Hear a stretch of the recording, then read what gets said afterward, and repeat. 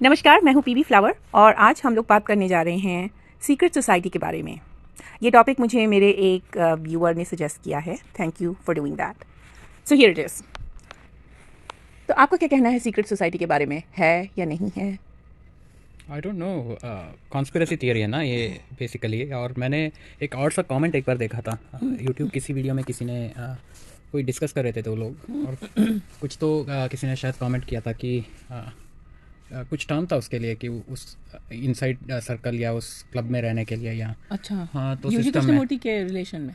हाँ, अच्छा। तो वो थे, तो किसी ने कमेंट किया नहीं यूजी तो उसके अंदर थे उस सोसाइटी में और बाहर निकले टाइप कुछ बोल रहे थे। अच्छा, तो वो ऐसी सोसाइटी के मेंबर थे? हाँ, बट आई डोंट नो कि किस कॉन्टेक्स्ट में कोई बोल रहा है ना, कि इसका मतलब क्या है, कि सीक्रेट सोसाइटी का मतलब क्या है, जो ये सब कॉन्स्पिरेसी थियरी जो है, इल्यूमिनाटी और वो सब चीज़ें।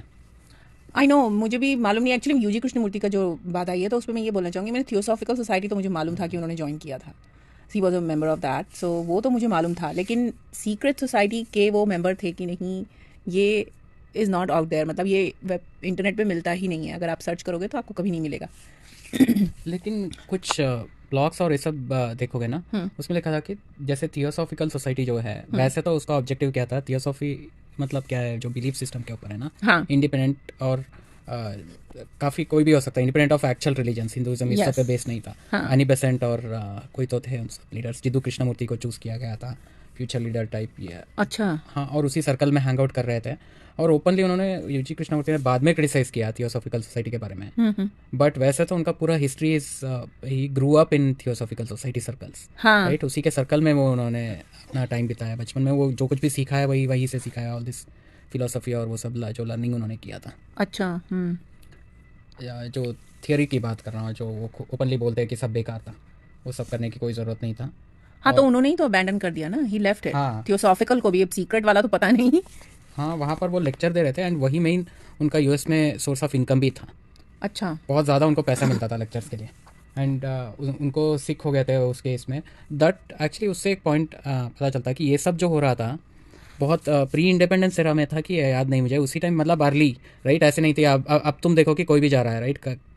हर रोड में 4 लोग होंगे अभी जो बाहर रहता है या गया हो इंडिया में, इंडिया हाँ में से, हाँ, राइट। नहीं वो तो है। अभी तो इंडिया से काफ़ी है यहाँ इन्फ्लक्स। उस ज़माने में जब यूजी कृष्णमूर्ति यहाँ आए थे तो बहुत कम लोग ऐसे थे जो आ हाँ, सकते थे। तो he was truly one of those elite थे, एलिट एलीट। तो हाँ, है, एलीट बॉर्न जिनको एलिट बोला, थे वो। बॉर्न एलीट थे वो। तो वो रिच फैमिली से थे, नॉट जस्ट रिच, कनेक्टेड और पावरफुल फैमिली से थे।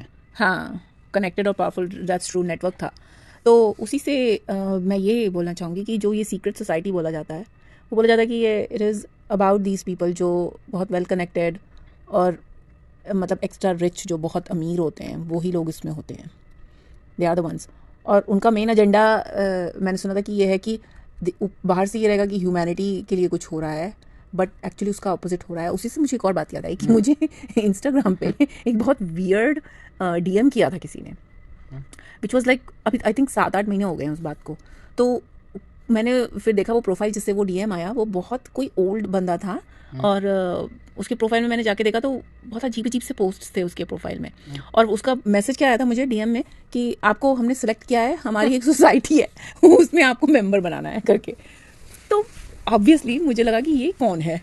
मेरा उसको जवाब था, I am sorry, I think you reach the wrong person. क्योंकि मुझे ऐसा लगा कि मुझे क्यों कोई किसी सोसाइटी में डालेगा या पूछेगा भी। मुझे लगा कि ये गलती से इस आदमी ने मुझे कुछ डीएम कर दिया। ऐसे तो मैं किसी का जवाब नहीं देती, पर इसको मैंने दे दिया क्योंकि मैंने देखा कि कोई बहुत बूढ़ा आदमी है, तो मुझे लगा इसको शायद डिमेंशिया वगैरह हो रखा है। तो वो एजम्पशन मैंने किया which was wrong. But any, फिर उस बंदे का आया, no, we have researched you, we have looked you up thoroughly, and that's when we have come up with the decision कि तुम हमारा ज्वाइन करो। तो मुझे लगा कि क्या ज्वाइन करना है, किस लिए। मैंने पूछा फॉर व्हाट, तो वो कह रहे हैं for the benefit of humanity. तो मैंने कहा अगर आपने मुझे इतने अच्छे से रिसर्च किया तो आपको पता होना चाहिए कि मुझे कोई मतलब नहीं है ह्यूमैनिटी के बेनिफिट से। मैं कोई ह्यूमैनिटी का बेनिफिट नहीं कर रही हूँ। और ये मेरा जो आप इंस्टाग्राम अकाउंट जिसमें आप आए हैं, ये that's because I am trying to sell my books. तो मुझे पता नहीं है तुमने कैसे मुझे सेलेक्ट किया। After that I blocked him and I वो रिमूव्ड। आईआरएस वाला लग रहा है, आईआरएस आईआरएस वाले वाला बहुत स्कैम। स्कैम वाला। आईआरएस जैसे वो बोलते हैं ना, आईआरएस कभी भी तुम्हें ईमेल करके नहीं बोलेगा राइट। पुलिस कभी हाँ तुम्हें ईमेल में नहीं भेजेगा, राइट। ये सब हाँ चीज़ें जो आते हैं कि वी आर फ्रॉम एफबीआई करके कोई ईमेल नहीं करेगा। तो हाँ कोई ऐसा कुछ होगा सोसाइटी हाइपोथेटिकली, तो इंस्टाग्राम में डीएम तो नहीं करेगा वो, हाँ, तुम्हारे राइट। हिसाब से तो मुझे सब कौन ही करने वाले कर रहे हैं। नहीं नहीं भाई, लेकिन अच्छा तो ठीक है। तुम जाके नहीं, भर्ती हो जाते फिर। अरे भाई मैं क्यों करूंगी उसमें जाकर के मेंबर बनूंगी, मुझे इन सब में थोड़ी इंटरेस्ट है। But I am just saying कि ऐसा कुछ वियर्ड सा मुझे मैसेज आया था, बट एनीवे हाँ, नहीं वो, प्रॉब्ली स्कैम था और क्या। और मे भी सच में किसी ने अपने को बना रखा है, कुछ अपना ग्रुप बना रहे हैं कि लाइक मैं वो इसकी तरह हो गया, एमवे का कॉन्सेप्ट है ना यहाँ पर। हाँ, एमवे वाला जो concept, pyramid scheme. Pyramid scheme की तरह कि तुम अपने जैसे लोगों को ढूंढो, हम ये बनाएंगे अपना बनाएंगे, वो एक और हो गया स्कूल ऑफ थॉट, राइट। क्योंकि ये स्पेकुलेशन चल रहा है कि कुछ पता नहीं है, मुझे नहीं पता है उसके बारे में, but as such UG Krishnamurti को, यूजी को हमेशा कोई भी ऑर्गेनाइजेशन से उनको ये था कि इट्स ऑल द सेम, तुम ऑर्गेनाइज कर रहे हो, इंस्टीट्यूशनलाइज कर रहे हो, मतलब चार लोग मिलके तुमने मुद्दा बनाया है किसी चीज़ का, एजेंडा बनाया, तो वॉज टोटली अगेंस्ट दैट, नहीं चाहिए, हाँ कोई ज़रूरत नहीं है। वो तो हाँ उसके बहुत खिलाफ थे, वो तो है। हाँ, तो ऑब्वियसली तो उनको तो वो बिल्कुल मुद्दा नहीं था उनका, उतना तो क्लियर है कि उनका कोई एजेंडा ना था, ना मुद्दा था, ना कोई सीक्रेट ये था उनका मिशन था।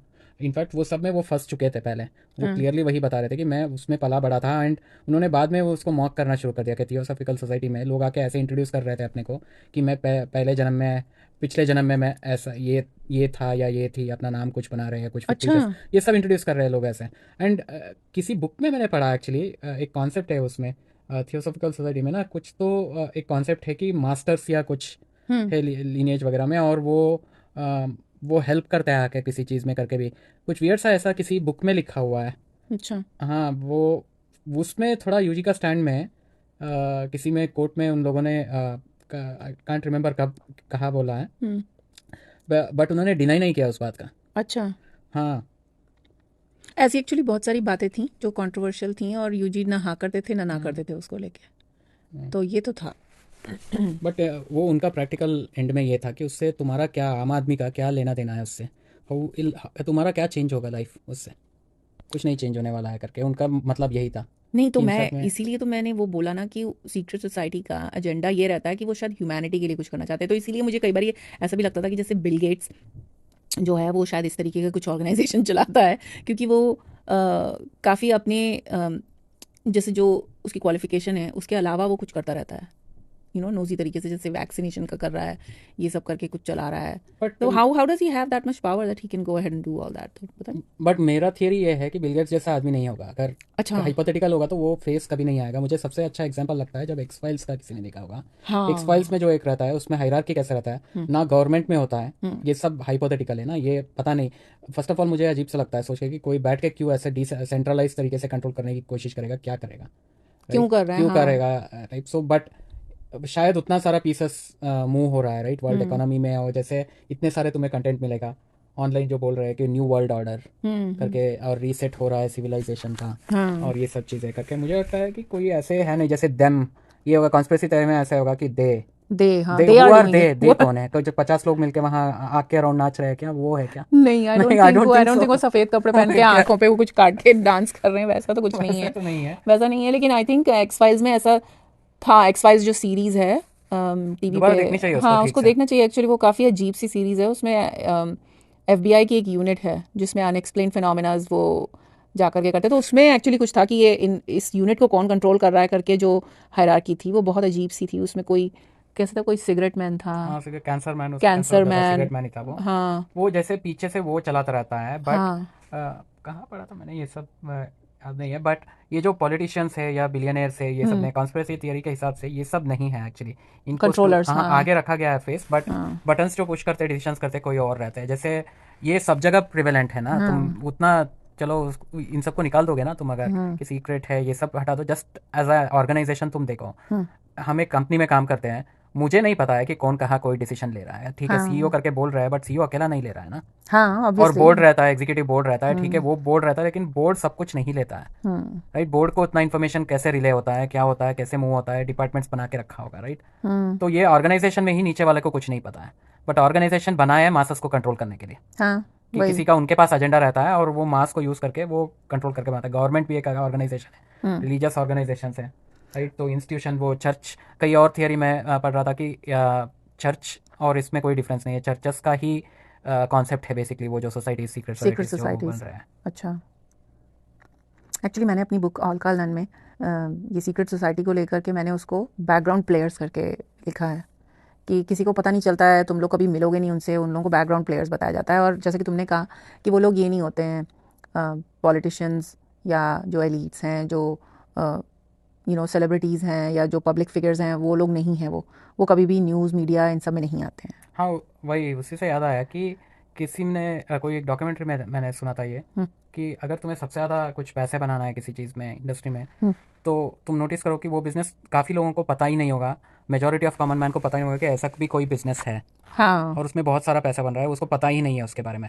जैसे एक एग्जांपल था कि वो जो फ्लेवर बनाता है, कंपनी है कहीं हम्म, यूरोप में कहीं है, हम्म, और उसका सिर्फ काम है वो साइंटिस्ट मिलके वो रिसर्च करके नया नया फ्लेवर्स बनाते हैं आर्टिफिशियल वो। अच्छा, तो फ्लेवर जैसे टेस्ट करता है, स्मेल और ये करता है, वो होता नहीं है, राइट? स्ट्रॉबेरी फ्लेवर और ये सब हाँ, बेसिकली धोखा दे रहा है सेंसस को वो। हाँ, तो वो वाला कंपनी जो है रिसर्च कर रहा है और कितना उनका पेटेंट होगा और सब जगह वो डाल रहे हैं, और हम्म, उसमें वो स्टेटमेंट करता है कि ये कंपनी इतनी बड़ी है, ये रियल डॉक्यूमेंट्री है, हम्म, इतनी बड़ी है तुम्हारी कंपनी, और कैसे लोगों को पता ही नहीं है। तो वो हंस के बोलता है कि हाँ अच्छा है, पता नहीं होना चाहिए लोगों को करके वही। कि क्योंकि पता है तुम्हें कि मैंने किसी और कॉन्टेक्स्ट में ये मैंने लिखा है, लेकिन मुझे भी ऐसा एक बार हिट हुआ था कि if you truly love something, it will always be a secret.